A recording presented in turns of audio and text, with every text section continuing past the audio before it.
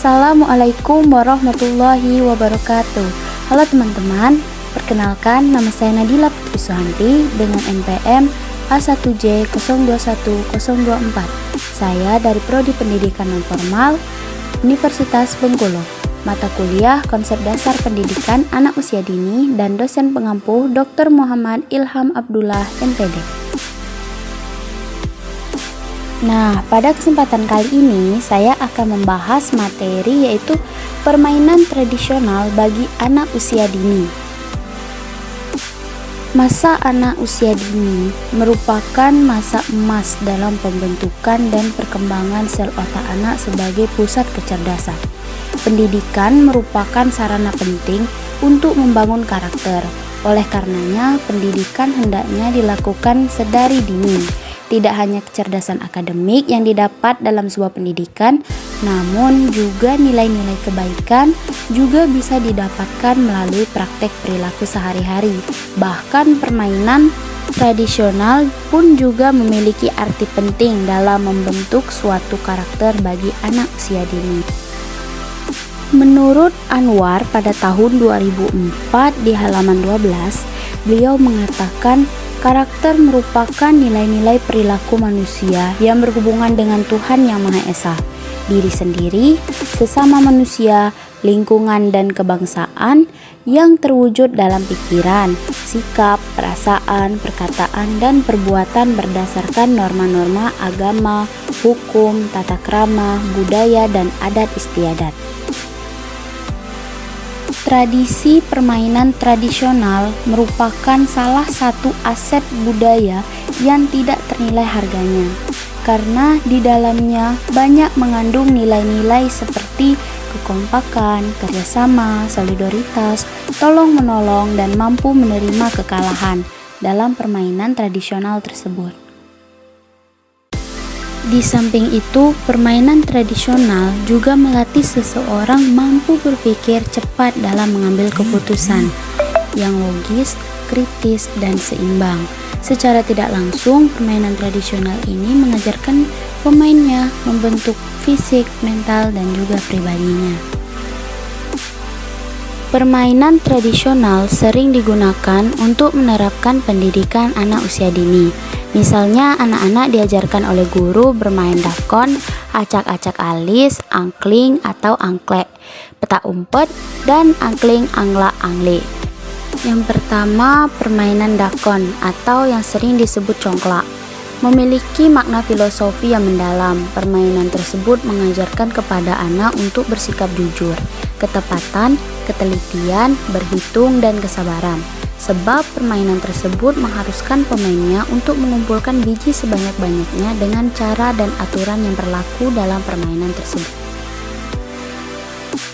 Yang kedua, permainan acak-acak alis mengajarkan anak untuk mencintai pertanian, di mana Indonesia merupakan negara agraris yang juga mempunyai kekayaan alam limpah. Acak-acak alis yang permainannya mirip dengan ular naga ini juga menggunakan lagu bahasa Jawa yang berisikan tentang petani yang sedang menanam padi dari bajak sawah hingga panen.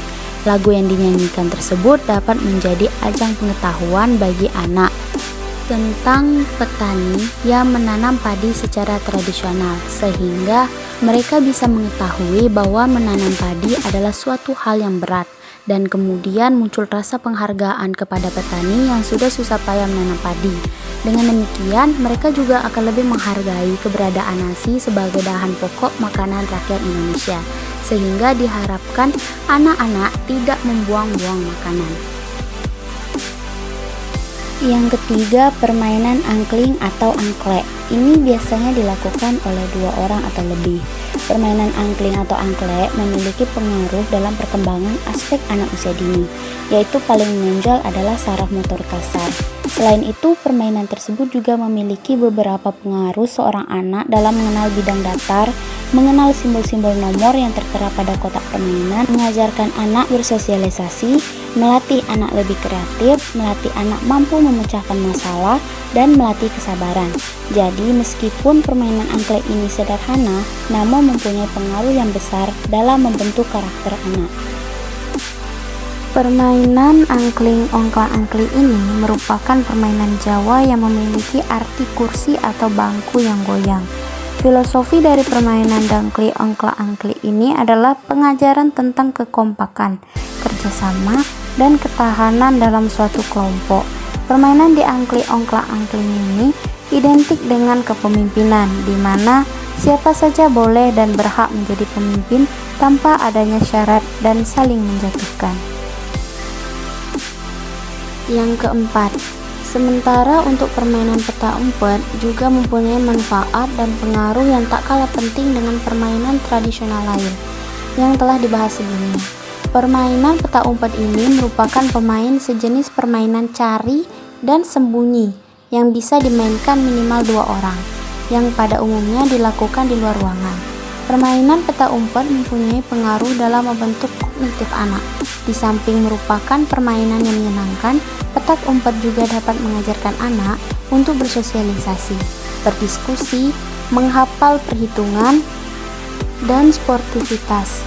Meski merupakan permainan yang tergolong aman, namun juga perlu pengawasan dari orang tua ataupun guru. Dari beberapa contoh permainan tradisional yang sudah dibahas, dapat disimpulkan secara garis besar bahwa setiap permainan tersebut mengajarkan untuk kompak, kolaborasi, dan bersosialisasi. Pengajar PAUD maupun pihak terkait, dalam hal ini pemerintah setempat, dapat mengaplikasikan beberapa permainan tradisional tersebut sebagai upaya untuk membentuk karakter anak dan pelestarian budaya. Pembelajaran PAUD dapat menjadi pembelajaran yang menyenangkan dan akan membentuk anak-anak yang bahagia. Baiklah, sekian materi yang dapat saya sampaikan. Lebih dan kurang saya mohon maaf. Wassalamualaikum warahmatullahi wabarakatuh.